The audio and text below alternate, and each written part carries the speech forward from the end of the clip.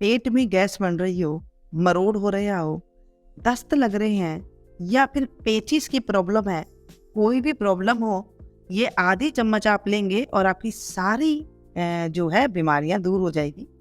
ये मैं नहीं कहती हूँ, हमारे घर के बड़े बुजुर्ग सभी अपनाया करते थे। तो आज मैंने सोचा चलिए आपके साथ भी मैं ये शेयर करती हूँ। बहुत ही पावरफुल रेमेडी है। एक बार आपने लिया, एक बार में ही आपको तत्काल जो है रिजल्ट देखने को मिलेगा। ये बच्चे से लेके बूढ़े तक सभी के कारगर दवा मानी जाती है, सभी को ये फायदा देती है। इसके लिए हम लेंगे सौंफ। सौंफ आप सभी को पता है, ये हमारे शरीर के लिए रामबाण औषधि है। लेकिन इसको लेने का तरीका कैसे होता है, इसे कैसे जो है इस्तेमाल किया जाना चाहिए, ये हमें जानना बहुत जरूरी है। ये सौंफ है, बाजार में आसानी से मिल जाती है। अचार वाली सौंफ है ये, ना तो बारीक वाली सौंफ है, ना जो है ये कोई और सौंफ है। अचार वाली सौंफ है जो मोटी मोटी सी आती थी, वही है। इसमें ना कुछ कूड़े इस तरह से डंठल वगैरह होता है, ये जरूर बीन लेना, नहीं तो जब आप खाओगे दांत के अंदर फंस जाएगी और बहुत सारा जो है दर्द हो जाता है।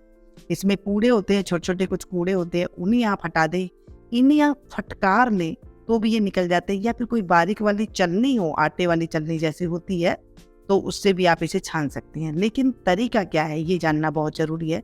इसमें से ऐसे देखिए आगे आगे इस तरह से निकल जाते हैं, इन्हें निकाल दें आप। कई बार सौंफ बिनी बिनाई भी आती है, कई बार सौंफ रंग वाली भी आती है। आप हाथ से मसल करके देखेंगे, उसमें हरा हरा रंग होता है, वो ना लीजिएगा।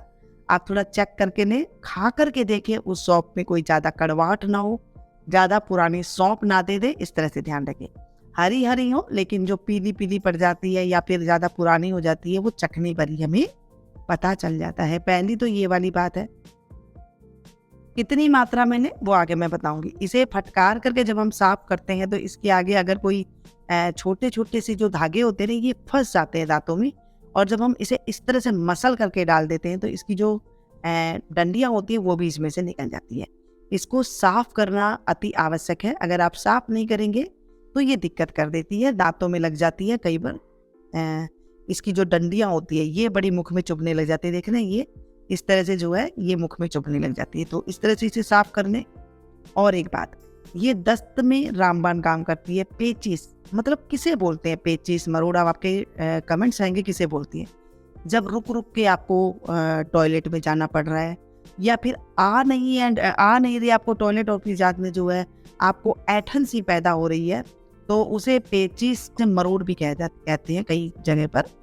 और जैसे ना एक साइड में दर्द हुआ और फिर से जो है आपको ऐसे लगा कि मुझे जाना है, फिर आ भी नहीं रही है, आपको मोशन आ भी नहीं रहा है, तो समझ लीजिएगा इसमें भी जो है ये काम करेगा। दस्त लगे हुए हैं या फिर कब्ज है आपको, तो भी इसमें काम करेगा। एक कटोरी मैंने यहाँ पर सौंफ ली है। पहले बनाए 3-3 चम्मच के हिसाब से भी आप बना सकते हैं, 4-4 चम्मच के हिसाब से बना सकते हैं। मैंने यहाँ पर आधी कटोरी और एक में आधी कटोरी, यानी कि 2 हिस्सा मैंने 1 कटोरी का कर लिया है। आपको भी ऐसे ही करना है, जैसे मैं बता रही हूँ आपको वैसे ही करना है। एक हिस्सा को हम ले लेंगे और ले जा करके इसे पैन में डालेंगे। आप तवे पे सेक सकते हैं, कढ़ाई में सेक सकते हैं, पैन में सेक सकते हैं। इसकी सेकने की क्या है, इसको बिल्कुल धीमी आंच पे सेकिएगा, तेज गैस पे बिल्कुल भी नहीं सेकना है। क्यों नहीं सेकना है, क्योंकि हमें इसका जो है करारापन तो इसमें लाना ही लाना है, साथ में इसका जो ऑयल होता है, इसमें जो एसेंस होता है, वो एक बढ़िया तरीके से उभर करके आता है, जो हमारे पेट के लिए बहुत अच्छा काम करता है।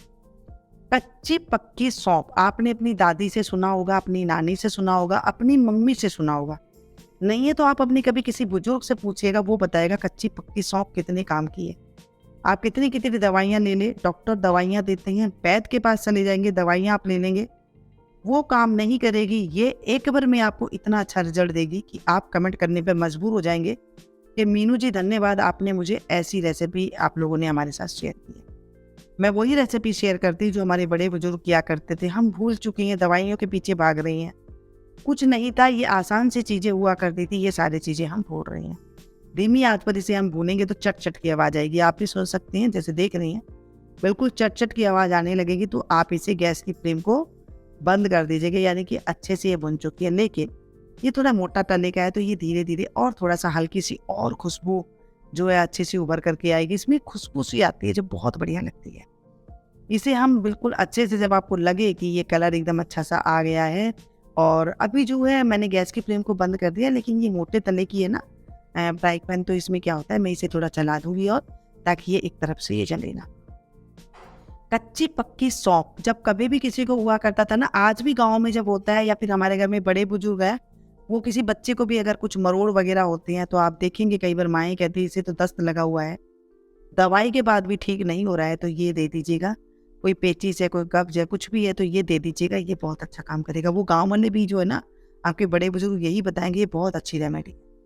चलिए, हमें जो कच्ची सौंफ ली थी वो हम प्लेट में डाल देते हैं, साथ में जो हमने भुनी हुई ली है वो भी हम इसके प्लेट में डाल देंगे। देख लीजिए दोनों सौंफ में कितना फर्क, देख लीजिए कच्ची और पक्की, यानी कि भुनी हुई और कच्ची सौंफ। ये जो मिलकर के जो फायदा देगी ना, वो मैं अभी बताऊं। यहाँ पर मैंने ली है देसी खांड। आप यहाँ पर अगर आपको नहीं मिलती है देसी खांड तो आप बूरा ले सकती हैं। अगर इमरजेंसी है आपको पास बूरा भी नहीं है तो आप यहाँ पर चीनी ले सकते हैं पीस करके।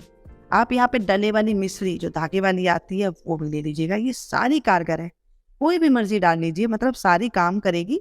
लेकिन सबसे बेस्ट जो है आपको धागा वाली मिश्री कर सकती है, और या देसी खांड है ये भी कर सकते हैं। जो है बूरा है वो भी ठंडी होती है, आप जो भी मर्जी ले लीजिएगा। कितनी लें, अगर आपने यहाँ पर आधी कटोरी ली है तो ये आधी कटोरी से थोड़ी सी ज़्यादा यहाँ पर आप चीनी ले लीजिएगा। अगर शुगर के मरीज है तो वो ना डालें चीनी।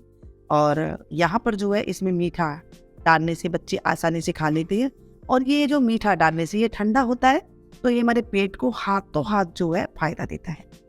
ये जो रेमेडी मैं आपको बता रही हूँ ये बहुत पुरानी रेमेडी है। हमने जब से मैं हुई हूँ तब से देख रही हूँ, हमारी मम्मियों भी यही ले लिया करती थी। मान लीजिए हमारे जब पापा वगैरह छोटे थे तभी भी ये रेमेडी लिया करते थे। मतलब बहुत पुरानी रेमेडी है, ये मैं आपके साथ वो शेयर कर रही हूँ। क्या आप लोगों ने भी ये रेमेडी की है? जरूर कमेंट करके बताना, ताकि औरों को भी ये फायदा मिल सके। इसे लेनी कैसी है पहले तो ये देख सकते हैं। और इसके लेने के फायदे पता है क्या है? एक बार में आपका पेट को ऐसे लगे जैसे ठंडा है, ठंडा हो रहा है हमारा पेट, और बच्चे को दे दे तो वो आराम से इसे खा जाएगा, पान की तरह खा जाएगा, क्योंकि इसमें मीठा है ना। और आप खुद भी ले सकती हैं, आपके घर में बड़े बुजुर्ग हैं उन्हें भी दे सकते हैं। अगर दांत नहीं है तो क्या करें, इसे मिक्सी के जार में पीस लीजिए, पाउडर बना करके उन्हें आप दे सकती हैं।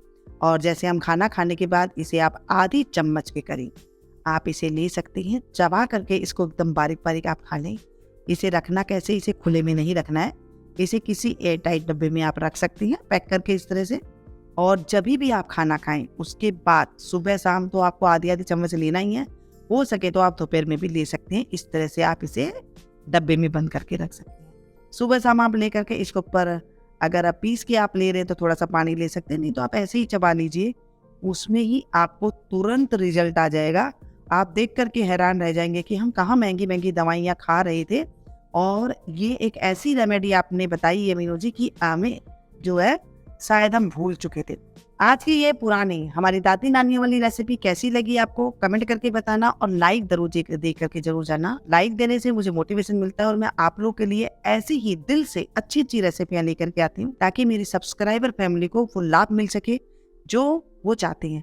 मैं खाना भी आपको बनाना बताती हूँ, तो ऐसे बताती हूँ जो हमारे पुरानी रेसिपियां हैं। मिलती हूँ फिर से एक नई रेसिपी में नई जानकारी के साथ, तब तक आप लोग देखते रहिए मीनू गुप्ता।